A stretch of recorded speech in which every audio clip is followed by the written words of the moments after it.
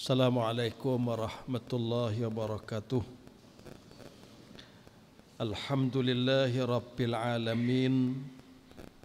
Wassalatu wassalamu ala ashrafil anbiya'i wal mursalin wa ala alihi wa ashabihi wa man tabi'ahum bi ihsanin ila yaumiddin. Amma ba'du.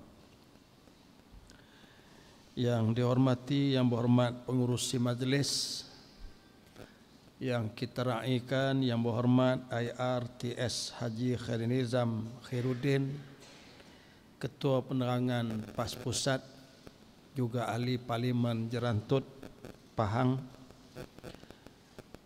yang amat berhormat Tuan Haji Muhammad Sanusi Maknur, Ketua Pengarah Pilihan Raya PAS Pusat, juga Timbalan Pesuruhjaya PAS Negeri, juga Menteri Besar Negeri Kedah Darul Aman, yang berhormat Dr. Ahmad Fakhruddin Sheikh Fakhrul Razi, Timbalan Pesuruhjaya PAS Negeri, Al-Fadhil Tuan Sheikh Muhammad Radhi Abdul Rahman, Ketua Dewan Ulama PAS Negeri, Ashabul Fadilah, seluruh ahli-ahli Badan Perhubungan, seluruh ahli-ahli jawatan kuasa dewan-dewan, seluruh pimpinan di semua peringkat, tuan-tuan, puan-puan, para peserta munaqasyah ucapan dasar Tuan Guru Presiden pada malam yang mulia ini.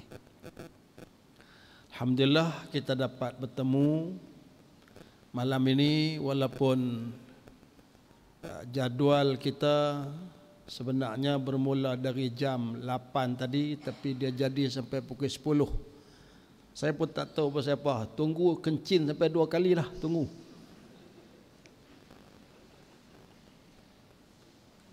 Dan ahli perhubungan bermesyuarat hari ini mula daripada pukul 4 tadi. Jadi ahli perhubungan agak lama lah duduk sampai malam ni. Dan kertas yang diberikan untuk saya bentang pada malam ini ialah infografik ucapan dasar Presiden. Kertas ni ada 26 muka surat. Kalau saya perhabis ni mau pergi pukul 3 malam ni.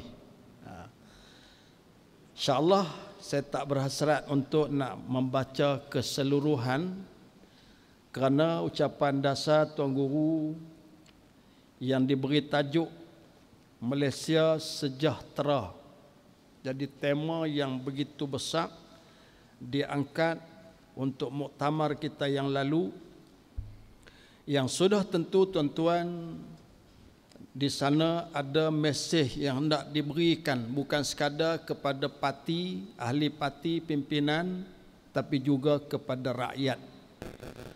Tema Malaysia Sejahtera adalah merupakan tema yang inklusif, yang bersifat merangkumi, yang menggambarkan keterbukaan PAS. Tema ini juga menggambarkan PAS berada di era baru, iaitu kita adalah parti di arus perdana, bukan sekadar parti yang duduk di pinggiran, tapi kita adalah parti di arus perdana. Tema ini juga menggambarkan bahawa marhalah perjuangan kita berada pada satu marhalah yang kalau dulunya kita berada di marhalah penubuhan, kemudian diikuti dengan pembentukan, tema ini memberi gambaran kita berada di marhalah yang ketiga, iaitu marhalah pemerintahan. Di mana tuan-tuan kita selalu sebut, saya kira satu ayat yang kita selalu guna di mana-mana, bahkan sudah diangkat menjadi wacana-wacana perbincangan, iaitu Rijalud Daulah.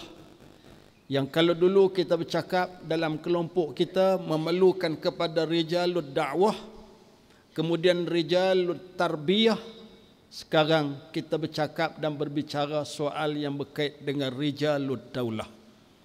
Jadi semua ini adalah perkembangan-perkembangan yang berlaku dalam jamaah kita, Dan alhamdulillah itulah tema yang diangkat untuk muktamar yang lalu dan itulah yang kita munaqasyahkan pada malam ini. Jadi tuan-tuan, saya nak fokuskan pada muka surah 4. Jadi boleh tengok dalam slide kita di muka surah 4 di mana ciri-ciri negara sejahtera. Jadi ciri-ciri negara sejahtera ini ada 5 ciri yang diletakkan. Berasaskan kepada firman Allah dalam suratul Hajj ayat yang ke-41. A'udzu billahi minasyaitonir rajim. Alladzina immakkannahum fil ardi aqamus salah wa atawuz zakah wa amaru bil ma'ruf wa nahaw 'anil munkar walillahi 'aqibatul umur. Jadi ayat ini, dari ayat inilah terbentuk 5 ciri kepada negara sejahtera. Pertama, pemimpin yang mendirikan salat, menggambarkan baiknya hubungan dengan Allah Subhanahu wa taala.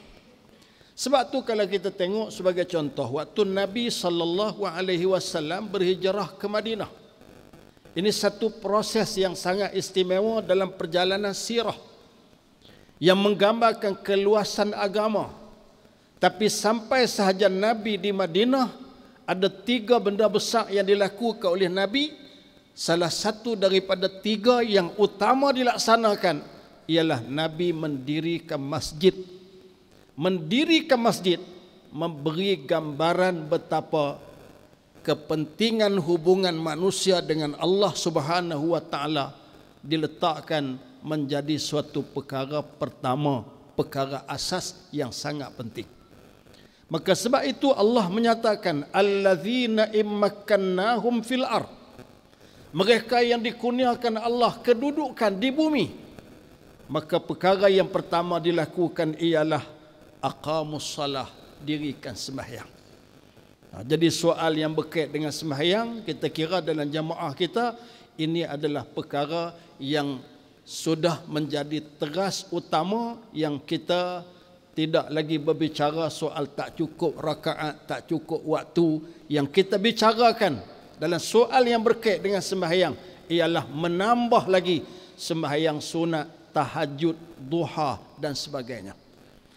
Yang kedua ialah memahami konsep ekonomi yang adil dengan menyempurnakan hak individu dan masyarakat. Berteraskan kepada ayat Allah wa atawuz zakah yang menggambarkan sesudah dibina hubungan baik sesama, bina hubungan baik dengan Allah, maka dibina pula hubungan baik sesama manusia. Jadi teras hablum minallah dan hablum minan nas sudah ada di sana. Dan isyarat daripada zakat ini juga memberi gambaran ekonomi. Dan isyarat memberi satu gambaran betapa sifat prihatin. Sebab tu tuan-tuan, salah satu daripada tema penting negeri Kedah yang diletakkan oleh Yang Amat Berhormat Mufti Besar kita ialah negeri ini menjadi negeri yang dihuni orang miskin, orang susah, fakir, tumpang berteduh. Sementara orang-orang kaya menjadi penyumbang, membantu untuk memastikan negeri ini berlaku kerjasama yang baik di antara orang kaya dan orang miskin. Jadi zakat menjadi teras kepada ekonomi. Kemudian yang ketiga yang diletakkan berdasarkan ayat ialah berkebajikan yang menyeluruh berbanding konsep welfare ciptaan barat. Di mana kalau kita melihat tuan-tuan dari sudut kebajikan yang diletakkan oleh agama, sudah tentu kebajikan yang menyeluruh. Bukan sekadar negara welfare. Kalau kita tengok barat, mungkin dia memberikan penekanan yang berkait dengan kebajikan yang tertentu, tetapi kita adalah kebajikan yang menyeluruh, yang menyentuh soal dunia dan juga menyentuh soal yang berkait dengan sampai ke hari akhirat. Sementara yang keempat ialah melaksanakan nahi mungkar dan mendidik masyarakat. Dan yang kelima, berwawasan akhirat dengan kepercayaan adanya hisab dan balasan daripada amalan yang telah dikerjakan dalam dunia. Jadi tuan-tuan, kalau kita tengok yang kelima di hujung ayat, walillahi aqibatul umur, semuanya balik kepada Allah. Jadi ini kesudahan daripada perjalanan ahli politik, ahli ekonomi, ahli pendidikan, apa sahaja yang terlibat di dalam sebuah negara, penyudahnya balik pada Allah. Sebab itu waktu almarhum Tok Guni Aziz mula-mula menggagaskan membangun bersama Islam untuk negeri Kelantan, tuan-tuan kita saksikan bagaimana Tok Gu meletakkan nombor satu ialah al-ubudiyah, rasa perhambaan diri dengan Tuhan. Nombor dua, al-mas'uliyah. Kalau rasa kita berhamba kepada Tuhan, maka mesti merasai kita bertanggungjawab kepada apa sahaja yang diletakkan kepada kita, dan tiap-tiap tanggungjawab itu akan disoal. Sebab tu kullukum ra'in wa kullukum mas'ulun ar ra'iyatih, hanyalah boleh difahami apabila ia memahami apa yang dituntut oleh agama. Jadi ini yang diberi penekanan pada 5 ciri untuk membentuk sebuah negara yang sejahtera. Jadi daripada muka surat 4 kita lompat ke muka surat yang ke-10. Jadi saya lompat tu ialah muka surat 10. InsyaAllah dalam masa 15 minit lagi saya akan tamatkan pembentangan ini. Muka surat 10 bercakap tentang tanggungjawab memenuhi harapan rakyat. Pertama, memulihkan semula ekonomi negara dan membina kembali kehidupan rakyat. Ini tuan-tuan satu tugas besar bila kita menjadi rijalud daulah, orang yang terlibat dalam pemerintahan. Hari ini kita memberi fokus kepada negeri. Negeri tak terpisah daripada negara, maka kita juga adalah di antara pentadbir penting dalam negara. 4 negeri berada di bawah PAS. Jadi untuk nak memulihkan semula ekonomi selepas daripada kita melalui krisis besar yang kita hadapi yang tak pernah kita lalui, iaitu krisis kesihatan yang membawa kepada krisis ekonomi. Jadi nak keluarkan, nak pulih semula ekonomi negara bukanlah suatu yang mudah. Sebab tu bila kita lihat bagaimana keadaan dunia, tercetus peperangan di antara Rusia dengan Ukraine, kemudian berlaku pula perubahan iklim yang sukar untuk dijangka. Hari ini boleh hujan, boleh kemarau, boleh berlaku berbagai-bagai musibah yang tak boleh jangka. Semua ini amat menyukarkan kepada pemulihan semula ekonomi. Tapi bila kita bertanggungjawab dalam sesebuah negeri, sesebuah negara, sudah tentu kena cari jalan. Macam mana kita nak selamatkan? Jadi sekurang-kurang, kalaulah kita tahu sumber perolehan pendapatan kita terhad sikit, lepas tu peluang-peluang untuk nak menambah pendapatan korang, maka pilihlah jalan berjimat cermat sebagai contoh. Pilihlah kaedah kita menjaga, memastikan berlaku ketelusan. Jangan sampai berlaku ketirisan. Tapi kalau kita tak kawal, tirih bukan setakat tirih, tembuih bukan setakat tembuih, bocok bukan setakat bocok, derluih terus. Jadi dulu kan kita selalu buat contoh. Sumber pendapatan negara kita ni Allah beri dalam berbagai-bagai bentuk. Kita termasuk negara yang memiliki sumber yang pelbagai. Tengok atas bumi ada sumber, dalam bumi ada sumber, di laut ada sumber. Jadi kekayaan yang Tuhan limpahkan untuk Malaysia cukup untuk rakyat. Kalau kita ibarat satu kolam, satu telaga, ada belaka di situ. Dan sudah tentu kolam telaga ini mampu untuk menampung keperluan. Pertama sekali, keperluan bekalan air. Tapi pasal apa air tak sampai? Sudah tentu ada masalah. Masalahnya boleh jadi bocok. Boleh jadi timba yang bawa itu temui. Jadi bagaimana kita nak atasi benda-benda ini? Sebab tu tuan-tuan, kalau bercakap soal bajet, boleh letaklah 300-400 bilion bajet negara. Tapi berapa persen yang betul-betul sampai kepada rakyat? Inilah masalah-masalah besar yang kita hadapi. Jadi salah satu kaedah untuk nak memulihkan ialah kita nak kena tutup segala lubang-lubang, nak kena pastikan tidak berlaku kebocoran kepada sumber yang kita ada. Biar bagi boleh sampai kepada rakyat dengan baik. Kemudian yang kedua, pasti yakin rakyat Malaysia peduli politik dan bersedia untuk mengundi dalam PRU 15. Ini kita bercakap pasal Tok Gu sebut ini memberi fokus kepada PRU 15. Lah PRU 15 lepas dah. Di peringkat parlimen. Yang ada di depan kita ialah pilihan raya umum peringkat negeri. Tuan-tuan, kita dah bincang di banyak medan. Retreat di peringkat pusat. Tadi dalam mesyuarat perhubungan pun ada disebut oleh Ustaz Helmi, bagaimana kebimbangan kita ialah peratusan keluar mengundi masih berada pada tahap yang membimbangkan bagi orang Melayu Islam. Jadi kesedaran tuan-tuan untuk membangkitkan kesedaran rakyat agar dia peduli politik. Waktu kita duduk kempen hari itu, kita berjumpa macam-macam jenis manusia. Ada yang tak mau keluar mengundi, dia kata mengundi tak mengundi serupa ya. Ada yang kata kalau naik siapa pun kami duduk tahniah.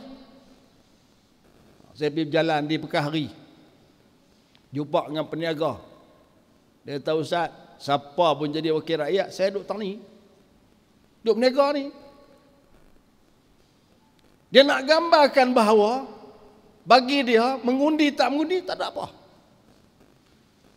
Tak ada apa nilai pun untuk rakyat. Yang ada dia kata pertukaran kepimpinan. Itu saja. Kami duduk macam ni. Parti gerakan tak bergerak tak makan. Itu dia sebut pada kita. Nak bagi gambaran tuan-tuan macam mana sikap peduli ataupun tidak. Hari kita mengundi 19 November tu petang ada mesyuarat Harian Pah Pusat. Saya pun hadir, YAB kita pun hadir. Di mana mesyuarat harian itu kebetulan saya naik flight turun di Subang nak pergi ke Pejabat Agung. Naik satu Grab. Waktu tu pukul 4 petang dah kalau tak silap. Kami duduk sembang dengan driver Grab ni. Pergi mengundi lagi. Orang Melayu kita. Dia tak ada lagi. Belum mengundi. Dan akhirnya tuan-tuan kita saksikan di wilayah pengundi bukan Islam, bukan Melayu, 98%, 99% yang keluar mengundi. Orang Melayu 60% lebih saja. Jadi untuk kita nak hadapi PRUN ni, Pilihan Raya Umum Negeri ni, kita perlu membangkitkan kesedaran di kalangan rakyat, khususnya orang Melayu Islam untuk keluar mengundi. Itu tanda dia peduli politik. Dia abaikan tanggungjawab ini, artinya dia mengabaikan satu tanggungjawab yang besar kepada negara dia dan masa depan agama dia, masa depan anak cucu dia. Kemudian yang ketiga, parti-parti politik harus mengurangkan berpolitik, sebaliknya memberi tumpuan kepada negara. Tuan-tuan, yang ni kebimbangan kita kepada kerajaan yang ada hari ini. Anwar lah dia kerja duk syarah merata. Pergi bersyarah tanu, sagi dia bersyarah tani, sagi dia gagas satu, dia gagas sat ni. Nah, kita bodoh tengok juga mendatang apa Madani ada nak kemuka. Rupanya Madani itu hak 20 tahun sudah. Tak ada apa sesuatu yang baru untuk negara. Lebih pada dia tampilkan diri dia. Sehingga negara sekarang, kerajaan yang ada pada hari ini bergantung pada satu batang tubuh Anwar seorang. Tuan-tuan tengok. Pasal itu saya ingat YB Haji Khairil kita pun dah sebut, dia kata doa bagi mati tu kita tukar kerajaan. Pasal bergantung kat dia seorang. Dan dia pula cari gaduh dengan orang tu, cari gaduh dengan orang ni. Dan dia, saat lagi, kalau dia buat ucapan, ada saja tuduhan-tuduhan baru. tuduh PAS, tuduh Bersatu, tuduh Tan Sri Mahyudin, tuduh Tok Gua Jadi. Sedap dia yang bercakap. Jadi ini tuan-tuan suasana hak ada kepada Malaysia. Jadi bila kita tengok keadaan tu, menjadi tanggungjawab lagi kepada kita untuk kita menyedakkan masyarakat, fahamkan masyarakat. Sebab sehari dua ni ada juga masyarakat kita dia seronok dengan ucapan-ucapan, dia seronok tuan-tuan dengan kemasyhuran Perdana Menteri dia, tapi tak mana pun nampak saya kerap duduk sembahyang Jumaat. Lah Perdana Menteri sembahyang Jumaat biasa, tapi oleh kerana dia viralkan dia sembahyang Jumaat, tuan-tuan tunggu sehari dua lagi kalau dia khutbah habis dah. Kita pun duduk tunggu kan kalau dia baca khutbah, dia berkhutbah, maka tuan-tuan tu peluang yang sangat baik. Jadi kita akan gerakkan seluruh ustaz-ustaz kita, terutama di Perak, Selangor, hampa naiklah atas mimbar. Anwar dah naik mimbar. Kita kot Kedah tak ada masalah tu. Kemudian yang keempat, persefahaman politik bersama parti-parti pembangkang demi kestabilan politik. Yang ni kena. Jadi tuan, saya bercakap di mana-mana kita dengan bersatu, secara khusus PN ni. Kita tak boleh ada rasa curiga, tak boleh duk cari bergaduh, tak boleh cari pasal. Sebaliknya, kita kena ada persefahaman yang lebih baik daripada masa ke semasa untuk kita berdepan dengan suasana yang kita hadapi sekarang. Dari muka surat 10, kita ke muka surat 17. Persediaan jentera pilihan raya dan calon boleh menang. Jadi tuan-tuan, ini saya nak cakap dalam konteks PRN, Pilihan Raya Negeri. Pertama, persediaan mengisi kemenangan yang berintegriti, berbekalkan iman, ilmu dan akhlak yang mulia. Itu yang Tok Guru tegaskan. Yang kedua, calon memenuhi syarat boleh menang, boleh diterima dan boleh mentadbir bagi mengisi kemenangan negara dan negeri. Boleh menang, boleh diterima, boleh mentadbir. Mana ada kemampuan. Yang ketiga, tokoh berwibawa dan profesional tidak akan tercicir dan terus menyumbang dalam konsep kerajaan teknokrat. Dan yang keempat, meningkatkan jumlah calon anak muda dan wanita untuk bertanding dengan kerusi boleh menang. Dan yang kelima, jentera pilihan raya di Parlimen dan Dun Sasar menang hendaklah mempunyai kekuatan organisasi. Baik, dalam soal PRN ni, yang diingatkan oleh Tok Guru 5 perkara. Cuma kita nak tambah sikit tuan-tuan, bersesuaian dengan situasi yang kita ada pada hari ini. Pertama, situasi PRN berbeza dengan situasi waktu PRU 15. Peringkat Parlimen. Yang ni semua kita kena sedap. Tak sama. Satu. Yang kedua tuan-tuan, lawan kita sedaya upaya akan berusaha untuk meruntuhkan apa yang menjadi kekuatan kita selama ni, iaitu integriti. Dulu tuan-tuan, bila diletakkan 3 parti besar, BN, PH, PN. Cuba teliti 3-3 ni. BN ada bebanan yang sangat banyak, masalah yang sangat banyak. Kemudian PH juga 22 bulan cukup untuk meninggalkan banyak masalah pada kita. Maka dilihat yang paling baik ialah PN. Itu yang boleh mencipta satu gelombang yang cukup besar. Bila dibuat perbandingan itu, artinya PN dilihat sebagai sebuah parti yang berintegriti tinggi. Maka tuan-tuan, sekarang lawan kita akan berusaha habis-habisan untuk runtuhkan kekuatan ini. Macam mana dia buat? Antaranya sekarang, akaun Parti Bersatu dibekukan. Soal betul tak betul, sungguhkah ada penyaluran masuk daripada sumber-sumber yang tak sepatutnya, penyelewengan sebagainya? Soal apa tuan-tuan tak penting. Yang penting bila dibekukan, dia nak tunjuk kepada masyarakat, nak tunjuk pada pengundi dan rakyat. Apa tengok, bukan bersih puak-puak ni. Cukup itu. Dalam masa yang sama digambarkan pula pimpinan PAS terima Contohnya dana daripada judi. Jadi gambaran-gambaran yang ditunjukkan itu sikit sebanyak boleh mencalarkan. Cukup bagi dia setakat sampai tarikh pilihan raya. Lepas pada tu, kalau kita boleh buktikan kita bersih, sudah tidak memberi apa-apa arti, sebab peluang akan digunakan sehabis mungkin untuk hadapi pilihan raya. Ini contoh. Yang ketiga, tuan-tuan, lawan akan pecah belahkan kesatuan kita habis-habisan. Dia tengok hasil daripada kesepaduan kita. Di negeri-negeri, khususnya di sebelah utara, ada kerjasama yang baik. Sebab tu saya kalau bercakap dengan tuan-tuan, khususnya di kawasan-kawasan yang ditandingi oleh rakan-rakan kita dari Bersatu.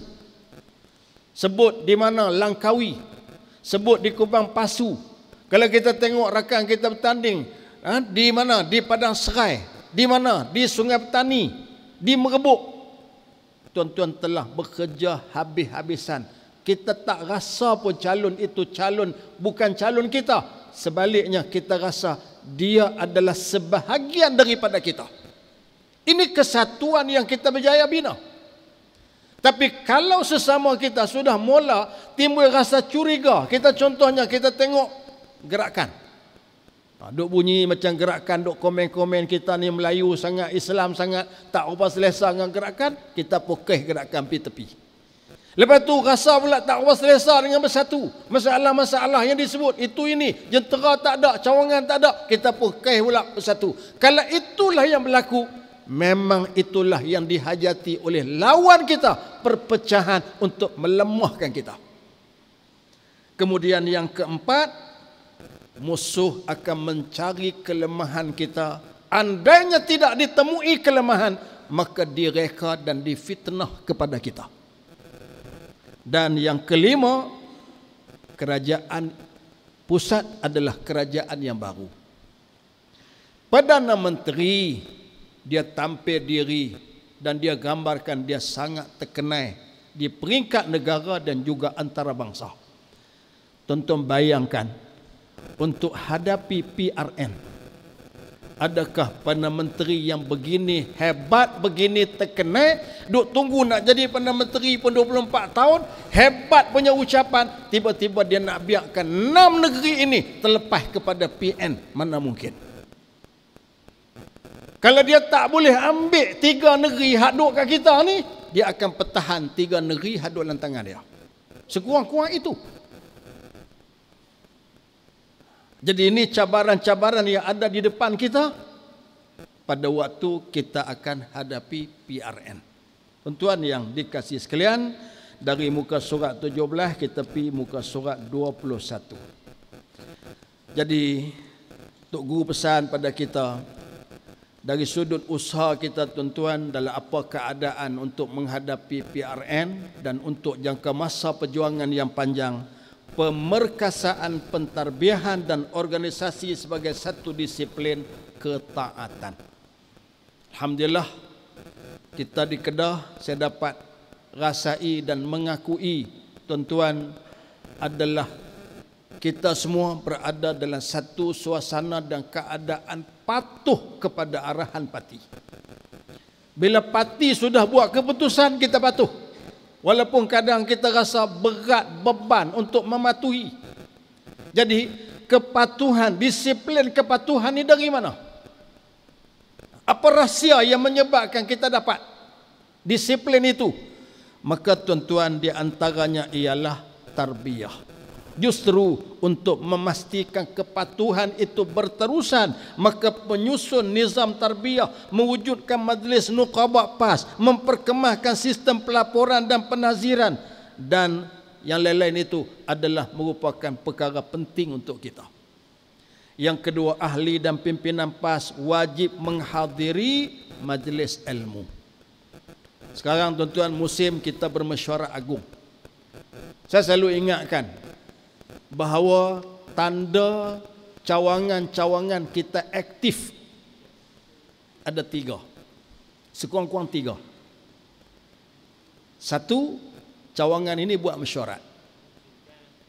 Dia boleh mesyuarat, dia boleh bincang, maka dia akan buat macam-macam. akan jadi program dengan adanya mesyuarat. Yang kedua, program pendidikan dan tarbiyah. Tonton tengok cawangan-cawangan. Kalau dia aktif, cawangan itu dia antara program yang dia akan buat usrah. Dia akan buat majlis ilmu. Dan kita dulu, kita cakap dalam konteks kita Kedah lah. Pernah satu ketika kita tak boleh masuk masjid. Masjid dikuasai oleh UMNO. Orang kita tak pergi dekat dengan masjid. Nak kuliah masjid tak boleh, khutbah lagi jauh. Waktu tu kita di mana? Saya ingat lagi tuan-tuan, markas-markas tarbiyah kita di peringkat cawangan hidup subur menjadi tempat mengaji. Dia tak boleh buat di surau, dia tak boleh buat di markas. Dia buat di rumah dia. Majlis ilmu hebat.